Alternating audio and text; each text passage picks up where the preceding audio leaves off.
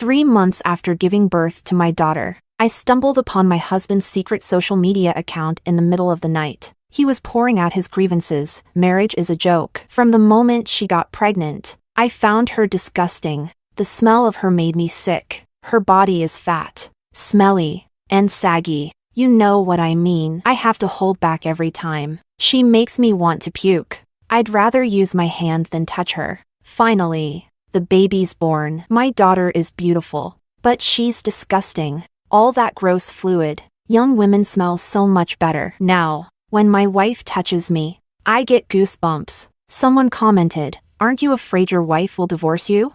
He replied, "She's fat and ugly now. Hasn't worked in forever. Who would want her besides me?" The next day, after dropping off my daughter, I placed the divorce papers in front of him. He looked at me with disdain. "Rose, do you think anyone will want you after you leave me? Fine, we can divorce, but the daughter stays with me, and you leave with nothing." I stared at this man I had loved for 10 years and realized how ridiculous I had been. Some people don't just become terrible overnight. They've been rotten all along. Chapter 1. My daughter is 3 months old now, and her face is starting to take shape. My mom always says she looks a lot like I did when I was little. She's a good baby, only wakes up once a night to feed. But Nicholas complains that it disturbs his sleep. I stay in the master bedroom while my mother-in-law brings the baby in to feed her at night. He claimed he didn't want to interfere with my bonding time with our daughter and volunteered to sleep in the guest room. After I finished nursing, my mother-in-law carefully took the baby away and told me to get some sleep. Watching her leave, I suddenly felt content. Nicholas understood me, loved our daughter, and my mother-in-law, far from being neglectful because the baby was a girl, took excellent care of me and treated my daughter like a treasure. For a moment, I couldn't fall asleep, so I grabbed my phone and scrolled through social media. Then I saw a disturbing post from a user less than 100 meters away. Their profile picture was blank, and the content was nauseating. After sleeping with my secretary, I find my wife even more revolting. She's old and ugly after giving birth. I frowned. I had just given birth too, and I knew how hurtful words like that would be to a new mother. I clicked on the profile and found the whole account was full of complaints about his wife. The fat pig still wants to sleep with me. I get goosebumps every time she calls me husband. She's so disgusting. Guys, she cried in front of me today, and all I could think about was how gross her tears looked on her fat face. Marriage is a joke. I want a divorce so badly. If it weren't for not wanting my daughter to grow up in a single-parent home, I would have divorced her by now. Anyone feel me? I'd rather use my hand than touch her. She's loose and saggy. In the comments, most women were calling him a jerk, telling him to let his wife go. Some men agreed with him, while others called him out for his behavior. One comment asked, "Aren't you afraid your wife will see this and divorce you?" He replied, "She looks like this now. Hasn't worked in forever. Who else would want her? It's not that I can't leave her.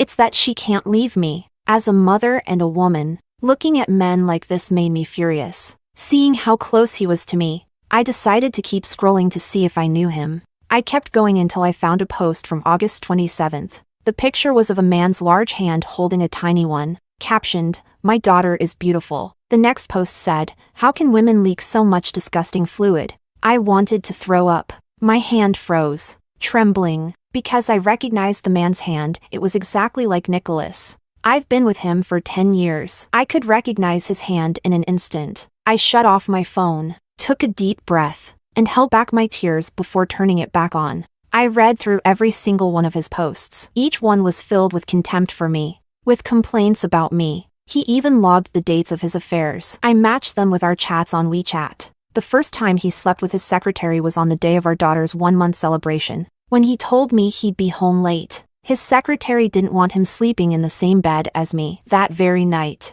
he suggested we sleep in separate rooms, claiming it was to give me more bonding time with our daughter. I calmly took screenshots of his entire social media feed and sent them to my lawyer friend, along with the message, "Help me draft divorce papers." She replied almost instantly with a question mark. I sent her one of the screenshots. She didn't respond for over 10 minutes, then came back with, "Babe, I'll make sure he leaves with nothing." Chapter 2. My friend and I stayed up all night. By 7 a.m., she was at my door, handing me the divorce papers she'd worked on all night. My mother-in-law happened to be leaving with my daughter, I wanted to give her time to process. So I asked my friend to take her and the baby to my parents' house. I called my parents too. Before she left, my mother-in-law glanced at me, as if she wanted to say something, but she left without a word. I went to the bathroom and stared at my body, 40 pounds heavier than before. I used to be a girl who loved beauty, but now, my face was much bigger, and the rolls around my waist looked like 2 swim rings. Do I regret it? My daughter's face popped into my mind. No, I don't regret it. I'm heavier because I had my daughter. I don't believe I gained weight just for him. My daughter isn't just his. She's mine too. I can lose the weight. But Nicholas, he shouldn't have broken his vows. I might have been blind to fall for a jerk, but I'll cut my losses in time and end this marriage. I splashed cold water on my face, waking myself up. At 8 a.m., Nicholas woke up. As usual, he came to the living room looking for our daughter, but saw only me sitting there. I caught the flash of disdain in his eyes. So obvious, yet something I hadn't noticed before. He still asked, "Honey, where are mom and the baby?" I didn't answer, just looked him straight in the eye. "Nicholas, have you done anything behind my back?" His face instantly turned impatient, his voice annoyed. "What? Are you getting paranoid now? Haven't I treated you well?" I didn't respond. He realized his tone was off and quickly tried to comfort me. "Don't overthink it. Honey, I just woke up grumpy. Did mom take the baby to get breakfast? I'll go freshen up." "Nicholas." I called his name as he turned around. He looked at me. "What?" "Let's get a divorce," I said calmly. From the moment I found out about his resentment towards me to the moment I asked for a divorce, 5 hours had passed. During that time, I considered whether I should just endure it, pretend I hadn't seen anything, lose weight, and dress up. Maybe he'd eventually come back to me, but my brain kept telling me, it's not possible. Once there's a first time, there will be countless more. I am still me, before the baby, after the baby, and when I lose weight in the future, I'll still be me. Nicholas despises me, not a version of me. There's no reason for me to put up with this. Nicholas's face darkened. "What are you playing at now? I told you to stop watching those dramatic women online." I didn't say a word. Instead, I pulled up his social media profile and held it in front of him. I saw a flicker of panic on his face, then resignation. He slumped on the sofa with a sigh. "All right, Rose. Which man doesn't cheat? Look at yourself. I promise I won't divorce you, and I'll keep treating our daughter well. Just lose the weight, and I'll end things with her." He spoke in a condescending tone, as if he were doing me a favor. "Is that good enough for you?" I suddenly felt so grateful I'd chosen to divorce him. Thank goodness I hadn't let a man like this make me doubt myself. My gaze was cold as I looked him in the eye and said, "Nicholas, I'm not going to say it a third time. We're getting divorced." Chapter 3. Nicholas sneered, leaning back on the sofa. "Rose, have you even looked at yourself lately? You think you can find another man like me after we divorce? Sure, I cheated.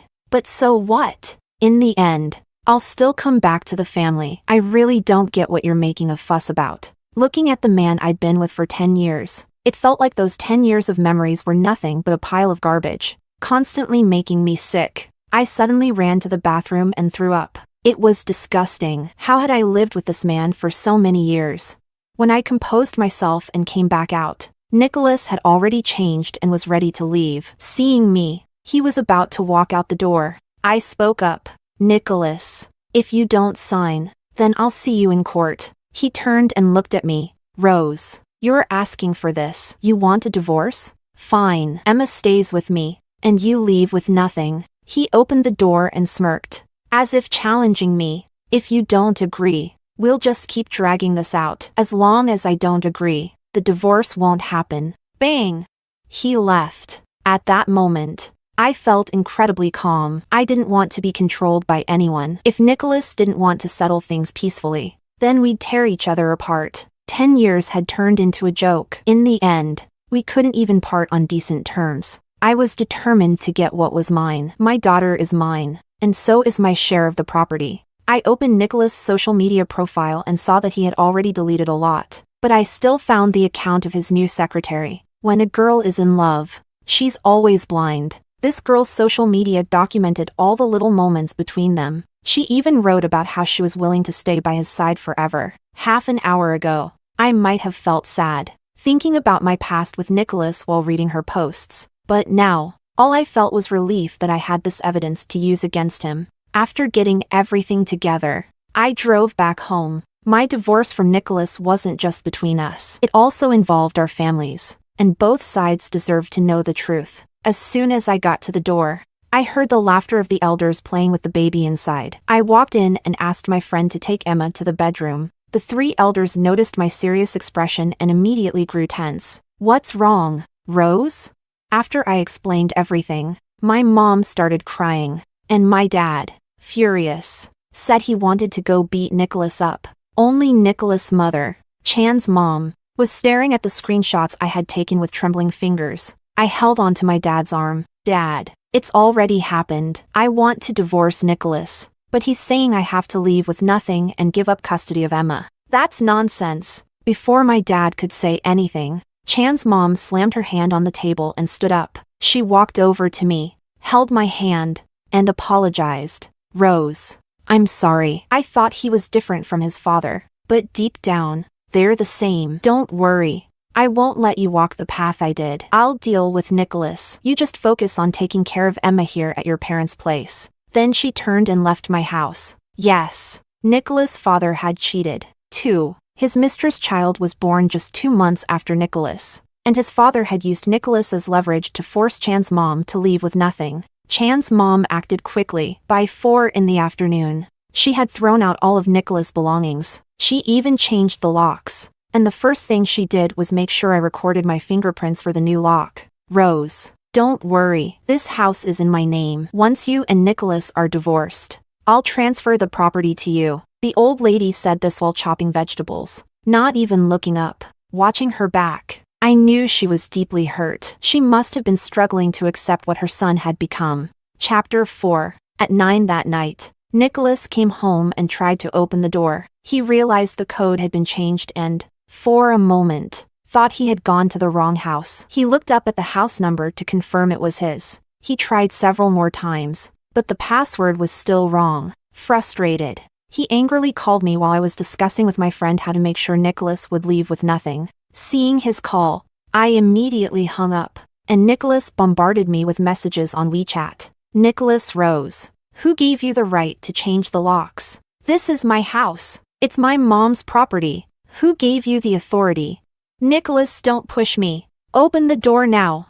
Nicholas Rose, stop pretending you don't see this. Why are you making this so ugly? I never realized you were this kind of person. Nicholas, I must have been blind to ever fall for someone like you."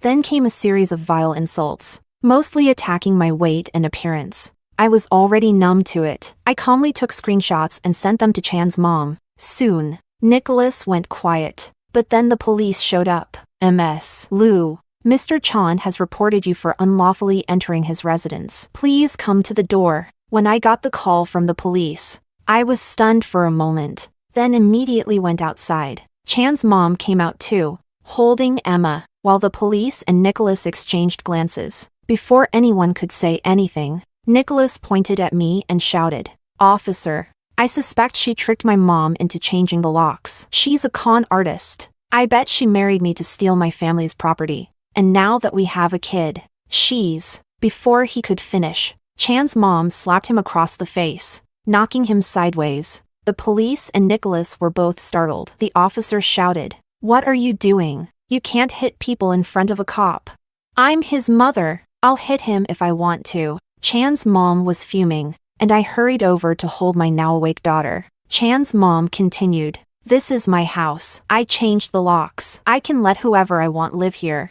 Nicholas, clutching his cheek, glared at me. "Rose, I can't believe you do this. Did you put my mom up to this? You've got some nerve blaming Rose. After everything you've done, you have the audacity to come back here." Chan's mom yelled at him, "I don't have a son like you. Everything I have is going to Rose and Emma."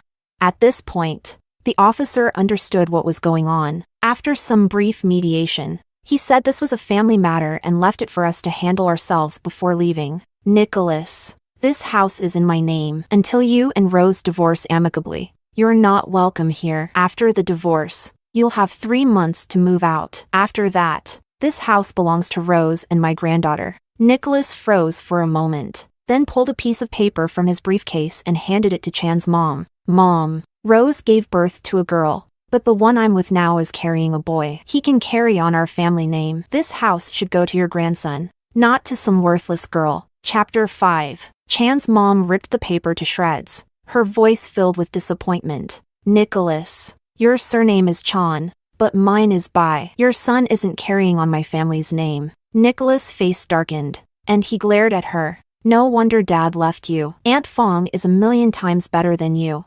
He gathered the things Chan's mom had thrown out and turned to me. Rose, don't think you've won just because my mom's on your side. I'll make sure you regret this.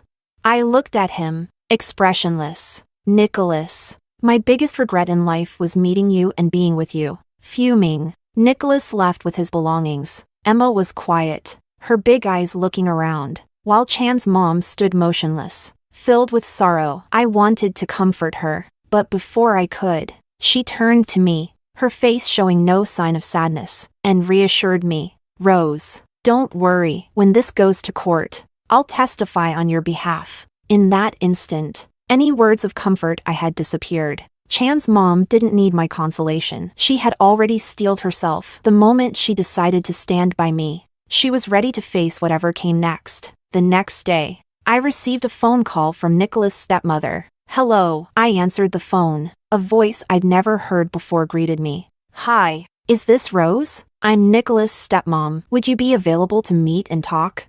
I'd never met this woman before, but I remembered Nicholas mentioning her back when we were in college. At the time, he was furious, telling me how she had stolen his father away and caused so much trouble at Chan's mom's workplace that she eventually had to resign. Even though Nicholas stopped talking about her, and Chan's mom never mentioned her, I had a deep-seated disdain for mistresses and couldn't speak to her politely. You might be his stepmom, but you're nothing to me. I'm free, but I don't want to meet with you. Whatever you have to say it over the phone. She was probably surprised at how quickly I refused, and there was a brief pause. Growing impatient, I added, if you have nothing to say, I'm hanging up. Don't waste my time. Wait, she called out. I didn't hang up right away. I wanted to see what they were up to. Here's the thing, I'm a lawyer. I've handled thousands of divorce cases, hundreds at the very least, and never once failed to achieve what my clients wanted. So what? What does that have to do with me? I retorted. She let out a small laugh and continued, now, I'll be handling Nicholas' divorce. If you're willing to negotiate, you can keep your daughter, but you'll have to leave with nothing and give up any claim to Nicholas' mother's property. Otherwise, I laughed coldly. Wow, just like father, like son. Is that all you've got? Trying to force me to leave with nothing? I won't agree to it. Do your worst. With that, I hung up and blocked her number. God, how I hate people who act like that. Chapter 6. My friend helped me organize all the documents and filed them with the court. Nicholas hasn't contacted me since, probably too busy taking care of his mistress and their heir. Just as I was hoping to quietly wait for the court's hearing notice, I got another call from the police and the hospital. My father had gotten into a fight with Nicholas, and my mother had been pushed to the ground by Nicholas' mistress and ended up in the hospital. When Chan's mom heard what had happened, she told me to head straight to the police station while she went to the hospital. We split up. When I arrived at the station, I saw my dad standing to one side, cradling his arm, while Nicholas' face was covered in slap marks and his body was littered with footprints. My dad used to box when he was younger. It's been a lifelong hobby, so he definitely had the upper hand against Nicholas, who spends all day sitting at a desk, barely exercising. The police officer stood up when I came in and explained the situation to me. After learning about their relationship, the officer said it was a family dispute and advised us to resolve it ourselves. Nicholas didn't seem too happy about that, but seeing my father standing there, looking fierce, he didn't argue. I took my father and walked out. Nicholas looked like he wanted to say something, but my dad and I brushed right past him and got in the car. We drove off without a word. It wasn't until we were in the car that my dad told me what had happened. Nicholas' mistress had somehow found out where my parents lived and, though she wasn't visibly pregnant yet, she showed up at their apartment complex, talking to anyone who would listen. Do you know where Rose's family lives? I'm carrying her husband's child. But she refuses to divorce him and is trying to take all their money. What are we supposed to do if they take everything from me and the baby? My parents live in an older neighborhood where everyone knows each other. Even though people knew the mistress and Nicholas were in the wrong, a lot of them still stood around to gossip. Of course, some people called my mom, and when my parents got back from the supermarket, they rushed home. As soon as they got there, they saw the mistress pulling people aside, repeating her story. My mom stormed up to her and started yelling, "You home-wrecking whore! How dare you show your face here, you shameless bitch!" The mistress, seeing my parents red-faced with anger, puffed out her chest and said, "What? You want to hit me? Go ahead. I'm pregnant. Let's see if you have the guts." My parents are both educators, professors. They've never dealt with such shameless people before, and their upbringing kept them restrained. But then Nicholas showed up, and my dad, who had wanted to hit him for a while now, finally snapped. Seeing him standing in front of the mistress only made him angrier, and he grabbed Nicholas by the hair and started beating him. My mom was kicking him from the side, and the mistress shoved her to the ground. My mom fell hard. My dad was still cursing the pair of them from the passenger seat, while my face remained cold and hard. My parents had spent their lives as university professors, educating and guiding countless students, only to be humiliated by Nicholas and his mistress right outside their home. I had thought that this ugly situation was just between Nicholas and me, but now, they've gone after my parents. I won't let them get away with it. Since they had the nerve to show up at my parents' doorstep and cause a scene, I'll make sure they lose face completely. Chapter 7. My boss is a very successful woman who never exploits us and pays us far above the market rate. She's also always looking out for us. As it happened, my company had a business partnership with Nicholas' firm, so I gave her a call. After I explained everything to her, she was quiet for a moment before asking, "Are you okay?" From the moment I found out about Nicholas' affair to everything that followed, I hadn't shed a single tear. But hearing her ask that, the floodgates opened, and tears streamed down my face. She heard my sobs and immediately reassured me, "Don't worry, I'll take care of it." 2 days later, I got another call from Nicholas, but I hung up without answering because I was on my way to the mistress' hometown. When Nicholas couldn't reach me, he started blowing up Chan's mom's phone. She answered to the sound of Nicholas shouting, "Mom, do you know what Rose did? Were you in on this?" Chan's mom kept her voice calm. "Weren't you the ones who started causing trouble at Rose's parents' place? Feeling embarrassed now? Do you even know what she did?" Her boss stood in front of the entire company and announced that I cheated with my secretary. "Misty is pregnant with your grandson, and now people are gossiping about her." Chan's mom smirked. "Now you care about the shame of cheating and being a mistress? Why didn't you think of that earlier?" Nicholas took a deep breath. "Put Rose on the phone. I don't want to talk to you." "What do you want to talk about?" I was focused on the road ahead. "Rose, you need to come to our company right now and apologize to Misty. You need to explain to everyone that we've already been divorced." "Nicholas, where was this energy before? I asked for a divorce ages ago, but you refused to split the assets and threatened me. It was your mistress who showed up at my parents' place. You want me to clear things up? Maybe in your next life." Nicholas was too furious to respond. I continued, "If I'm not mistaken, your mistress family lives in a small town, right? Her parents are decent people. I wonder what they'll think when they find out their daughter is a homewrecker in the city." "Rose, don't go too far." Chan's mom hung up the phone. "Rose, just focus on driving." When we arrived at the entrance to the mistress neighborhood, the people we had hired met us there. After coordinating, the elderly volunteers pulled out a bright pink banner, "Lee family's daughter, Misty, is deeply in love with my husband as the legitimate wife. I am here to welcome her as a concubine." There was also a large screen nearby, looping through screenshots of their chat logs. Within minutes, a crowd had gathered at the entrance. A pair of modestly dressed middle-aged people rushed over. When they saw what was happening, their faces turned pale. Misty's mother lost control, pointing at me and shouting, "What are you doing? My daughter is not a mistress." Misty's father, however, frowned at the rolling chat logs on the screen. He pulled his wife back as she tried to hit me. He bowed to me and said, "I'm sorry, I didn't raise my daughter well. I'll handle this. But please, stop playing this in front of our neighbors." Seeing his humble attitude made me hesitate for a moment. But then I thought of my mother lying in a hospital bed. I stood up and held out a picture of my mom, meeting his eyes. This is my mother, who was pushed down by your daughter. She's still in the hospital. I'm still in the cooling off period of my divorce with Nicholas, and your daughter couldn't wait to come and act like a fool in front of my family. If you want to blame someone, blame your daughter. Blame yourselves for not raising her better. She chose to be a mistress. You better control your daughter. If this happens again, I won't be so kind next time. Chapter 8. Misty's mother was so furious she almost fainted. Looking at the surrounding neighbors pointing and gossiping, her father's pale face,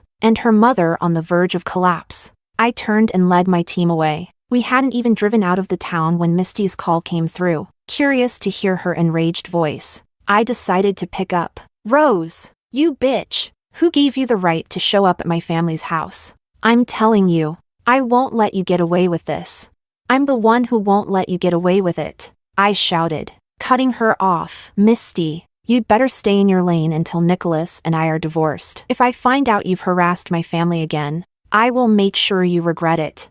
As I pulled up to the gate of my neighborhood, I saw Nicholas standing there. When he spotted my car, he rushed over. I had no intention of stopping, but he stepped directly in front of my car. Rose, we need to talk. I looked at him without speaking, and he continued. I'll sign the divorce papers. I'll leave with nothing. Emma's custody will be yours. Is that enough?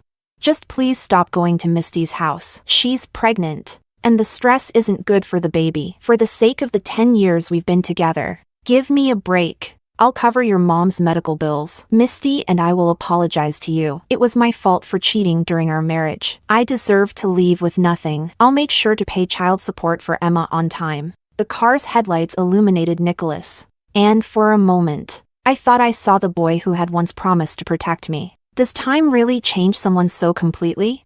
No, time doesn't change a person. It simply reveals who they truly are over time. Chiseling away at the facade, my goal was to gain custody of Emma and ensure that Nicholas left with nothing. Now that I had achieved that, I didn't want to waste any more time entangling myself with him. After the mandatory cooling off period, Nicholas and I officially divorced. As we walked out of the civil affairs office, he called after me, Rose, I'm sorry. I turned to look at him and shook my head. You don't need to apologize to me. You need to apologize to the person you were 10 years ago when you made those promises. Leaving you will only make my life better. As for you, you'll have to pay for your mistakes. And don't forget to pay child support on time. With that, I left without looking back. I had to get home. Emma is 4 months old now, and she's very attached to me. It's been 2 hours since she's seen me, and I'm sure she misses me. Chapter 9. When I got home, my dad was playing with Emma,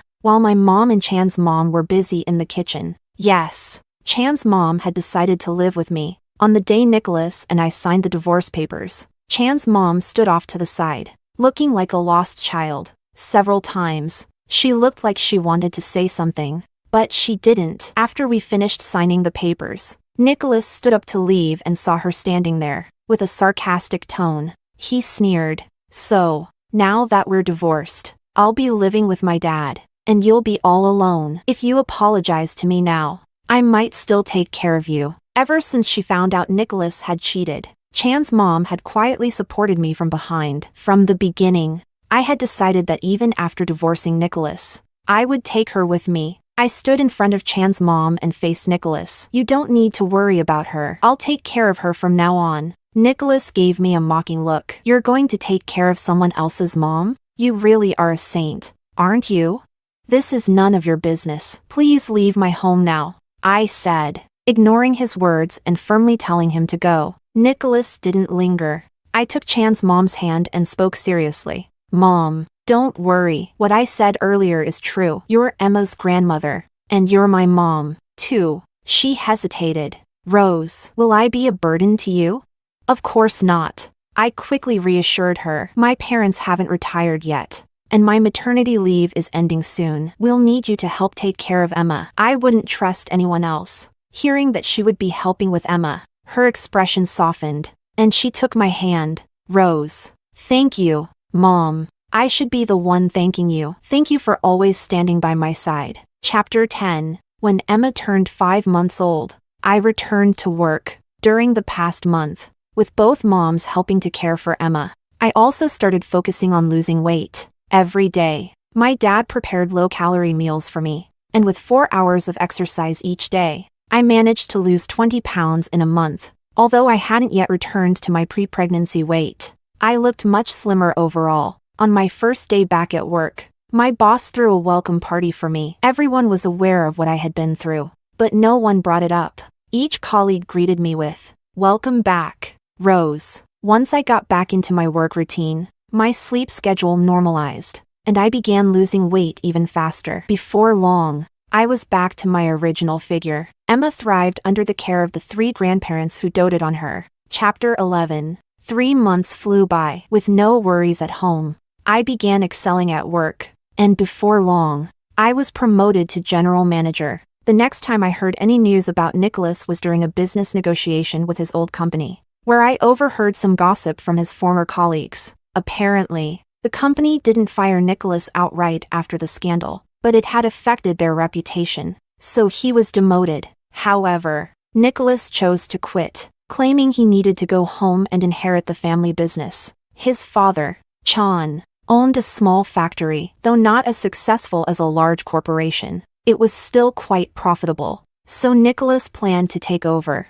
Nicholas and Misty were living well until they got into a car accident. Nicholas was rendered infertile, and Misty lost the baby. She was far along in her pregnancy, and by the time they got her to the hospital, complications had set in. Misty's life was saved, but the baby suffocated in the womb, and her uterus was so damaged that she would never have children again. To make matters even more dramatic, Nicholas' stepmother, at 51, discovered she was pregnant. The couple had been trying for a child for years, and now that she was finally pregnant, Nicholas' father decided to leave all his assets to his unborn son. Nicholas' stepmother began showing her true, mean-spirited nature. I heard that the house was in utter chaos. Nicholas' father decided that having 2 newly infertile people around was bad for his wife and child, so he kicked Nicholas and Misty out. Listening to this gossip, I felt a strange sense of detachment. This person who had once been by my side now seemed like a stranger, and his story felt like something from someone else's life. I thought I wouldn't see Nicholas again,